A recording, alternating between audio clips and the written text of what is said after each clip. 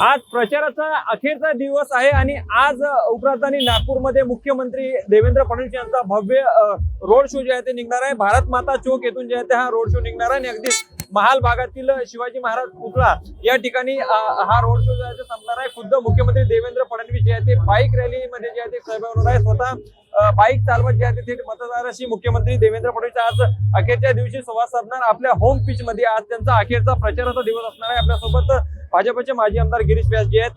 भाऊ, काय सांगाल, अखेरचा दिवस आहे, तो जे आहे ते थंडावणार आहे प्रचाराची। मुख्यमंत्र्यांचा होम पिच मध्ये आज भव्य रॅली शो निघतो।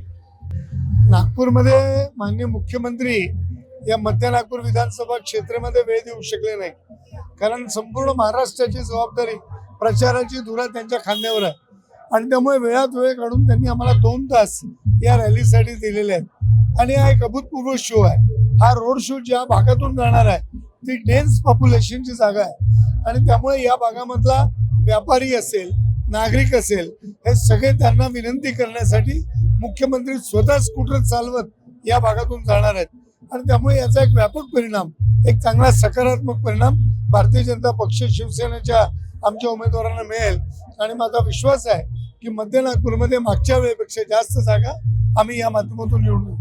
एकूणच 120 चा टार्गेट यावेळेस भाजपने ठेवलेला आहे। खुद्द मुख्यमंत्री नागपूरचे असल्याने काय वाटतं, यावेळेस पुन्हा 3 वेळा तुमची सत्ता राहिलेली आहे या ठिकाणी महानगरपालिकेत, चौकार यावेळेस भाजप मारणार? निश्चित रूपाने आम्ही चौकार मारू। आम्ही स्लोगन दिलाय 20 साल बेमिसाल आणि 20 साल आम्ही करून दाखवू। या 2017 मध्ये आम्ही काय केलं त्याचा पूर्ण जाहीरनामा दाखवून आणि केलेल्या कामाची पूर्ण आमची बॅलन्स शीट आम्ही सगळ्या नागपूरला दिली आहे, घरोघर वाटलेली आहे। 2026 मध्ये आम्ही नागपूर शहराला अधिक सुंदर, अधिक विस्तारित, अधिक सुविधायुक्त कसं करणार आणि देशातल्या सगळ्यात प्रमुख शहराची नागपूरचं नाव आलं पाहिजे या दृष्टीने जी वाटचाल आहे ती कशी होईल हे देखील आम्ही लोकांना दिलं आहे। हा भाजपचा वचननामा आहे, हा मुख्यमंत्र्यांचा आहे, माननीय नितीनजींचा आहे आणि आमच्या नागपूर शहराच्या कार्यकर्त्यांचा आहे आणि त्यामुळे या व्यापक या कामातून आम्हाला असं विश्वास आहे की आम्हाला मागच्या वेळेपेक्षा 108 पेक्षा जास्त जागा मिळतील। 120 टार्गेट आम्ही ठेवला।